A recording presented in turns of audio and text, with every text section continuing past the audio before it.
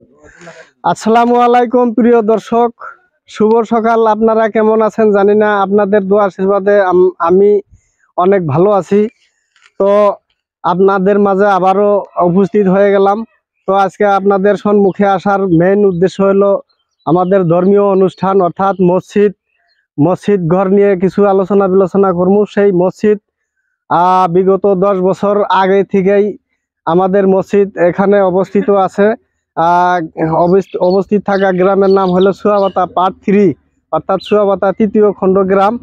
তো এই গ্রামের আপনারা সবাই অবগত যে এই গ্রামটা গৌরাঙ্গ নদীর কবলে পড়ে আছে।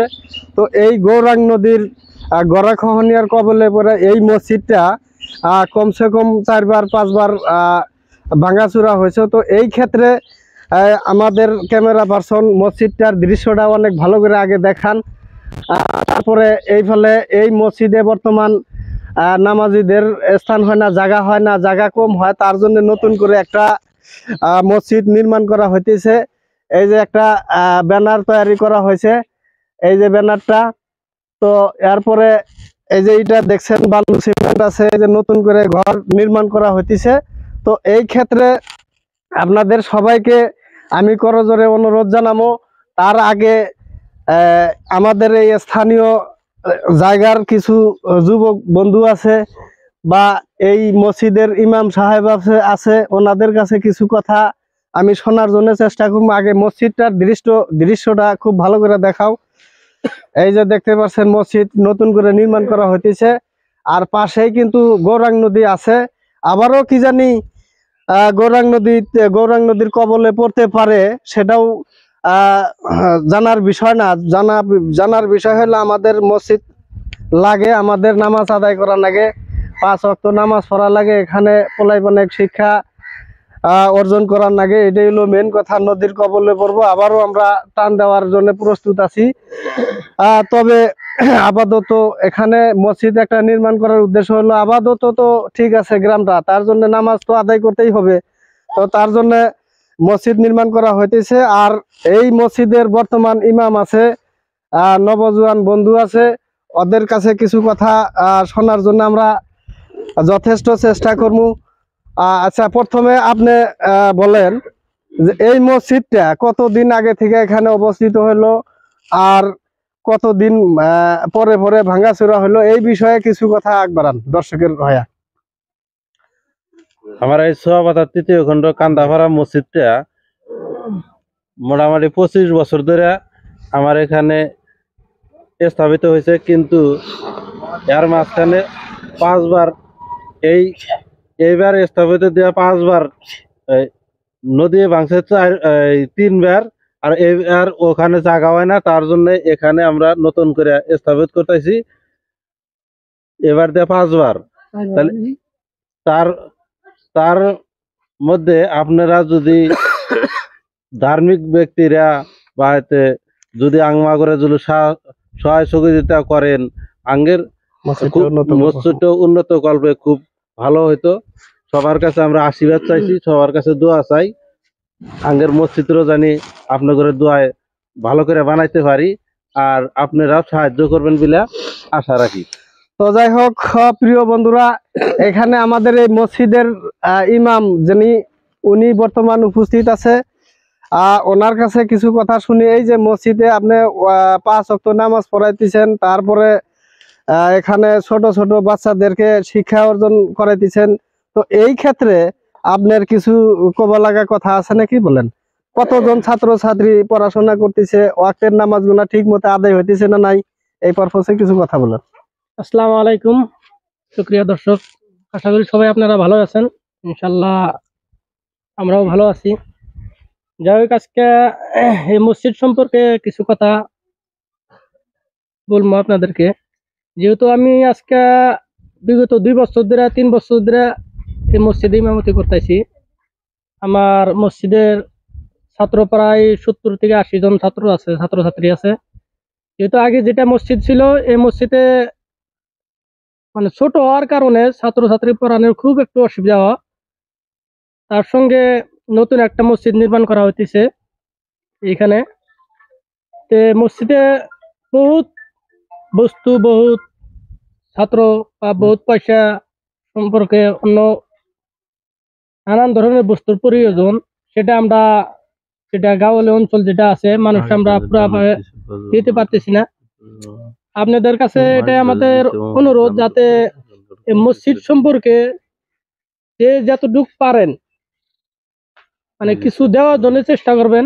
কারণ আল্লাহ নবী সাল্লাল্লাহু আলাইহি সাল্লাম বলছেন যে কোনো বান্দা বান্দি যদি মসজিদে যদি কোনো একটা টাকা দেয় বা মসজিদ সম্পর্কে গেলে কোনো একটা বস্তু কইরা দেয়, তাহলে আল্লাহ তাবারাক তাআলা জান্নাতের ভিতরে তাকে ওই বস্তুটা হুজুর তাকে দিবেন।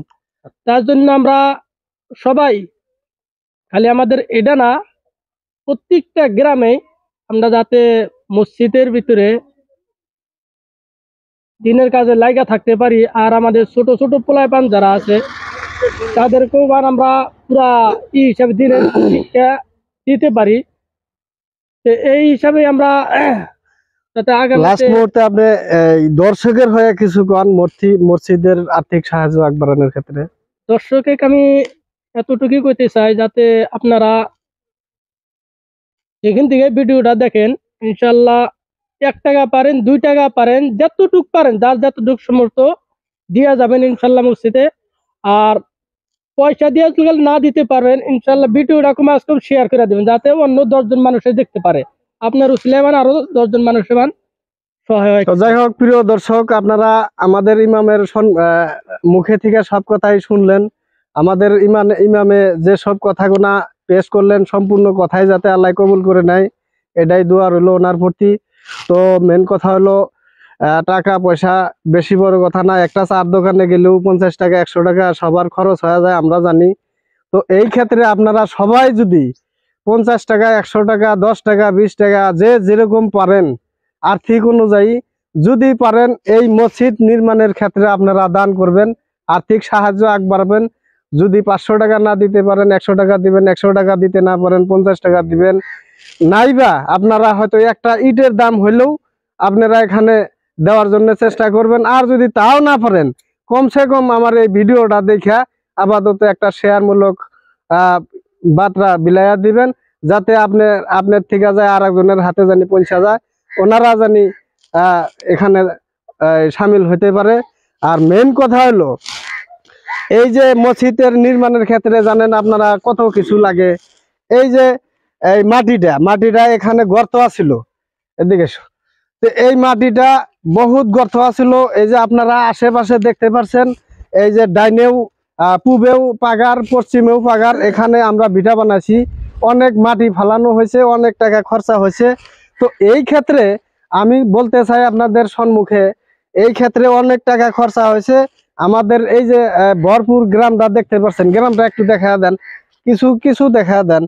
যেহেতু এই ভরপুর গ্রামে আপনারা হয়তো সবাই ভাববেন যে এত ভরপুর গ্রামে থাকা অবস্থায় আপনারা অন্যদের সাহায্য চাইতেছেন, তো সেটার বিষয়ে কিছু বলা হইতেছে। এই জন্যই যে এই এত বড় গ্রামে থাকা সত্ত্বেও যে আমরা চাইতেছি কারণ আছে, অনেক টাকা এখানে খরচা হয়ে গেছে। এখন গ্রামের মানুষ 1000-2000 টাকা পর্যন্ত এখানে দান করছে, তথাপিও কাজ হইতেছে না, যেহেতু অনেক টাকা খরচা হয়েছে। আর এই মাটিটা, এই যে লোকটাকে দেখতে পাচ্ছেন, এই আমাদের গ্রামের মুরব্বী কাকা, এই কাকা এই মাটিখানি মসজিদ নির্মাণের ক্ষেত্রে দান করছে। ওনার মন মানসিকতা খুব ভালো অন্তর দেয়া মাটিখানি দান করছে, তার জন্য ওনার জন্য শুকরিয়া আমরা সবাই আদায় করি। তারপরে কথা হলো এই মসজিদের হয়া আপনাদের দর্শকের কাছে যে আর্থিক সাহায্য আগবাড়াইতেছি, আরো একটু বিশ্লেষণ করে আমাদের বড় ভাই আছে মুহুরুদ্দি ভাই, ওনার মুখে থেকে কিছু কথা শুনি। দর্শকের হয়ে আপনি কিছু কথা আগবাড়ান। দর্শকের কাছে আসসালামু আলাইকুম। দর্শকের কাছে একটাই অনুরোধ, আমার এই মসজিদটা 20-25 বছর ধরে চলে। আমার এই গ্রামে নদীর কাছে থাকে, 2-3 বছর পরে ঘরে যেমন ভাঙাচুরা করা লাগবে, ভাঙাচুরা করে এখন একজনের মসজিদের মাটি ওই রকম নাই, না থাকলেও একজনের বাড়ির বাউন্ডারির ভিতরেই মসজিদ ঘরটা রাখা হয়েছিল। ওখানে এখন নামাজি ধরে না, যার জন্য ওখান থেকে ভাঙ্গা এখানে আনা লাগে। ওই মসজিদ ঘরটা ওখান থেকে ভাঙ্গা হবো না, ওটা মতুবঘর হিসাবে থাকবো, ছাত্রছাত্রী পড়বো। শিক্ষা অনুষ্ঠানে থাকবো আর কি। নতুন করে নির্মাণ করা হইতেছে এই মসজিদটা। তা আপনারা দর্শকের যার দূর সাহায্য সমর্থ হয় 2,000 টাকা করে দিবেন আর কি। আসসালামু আলাইকুম। তো যাই হোক, প্রিয় দর্শক, আপনারা সবাই শুনলেন কথাটু একটু গুরুত্ব সহকারে নিয়ে আমাদের এই মসজিদের কাজের জন্য যে যতটুকু পারেন আর্থিক সাহায্য আগবঢ়াবেন। আর যদি না পারেন ভিডিওটা বেশি বেশি করে শেয়ার করে দিবেন বলে আশা রেখে আমি এখানেই আমার প্রতিবেদন সমাপ্ত করলাম। ধন্যবাদ, খোদা হাফেজ। তো যাই হোক, আরো একটা কথা, এখানে ফোনপে নাম্বার স্ক্রিনে ফোনপে নাম্বার অ্যাড করে দেওয়া হবে। তো যদি পারেন ফোনপে নাম্বারে যোগাযোগ করবেন। তারপরে যে ফোনপে নাম্বার আমাদের এই যে ইমাম সাহেব আছে, ওনারই ফোনপে নাম্বার আমরা সংযুক্ত করে দেবো। যে যতটুকু পারেন ইমাম সাহেবের ফোনপে নাম্বারে মেরে দিবেন ইনশাআল্লাহ। এতটুকুই কয়ে আমার প্রতিবেদন এখানে সমাপ্ত করলাম। ধন্যবাদ, খোদা হাফেজ।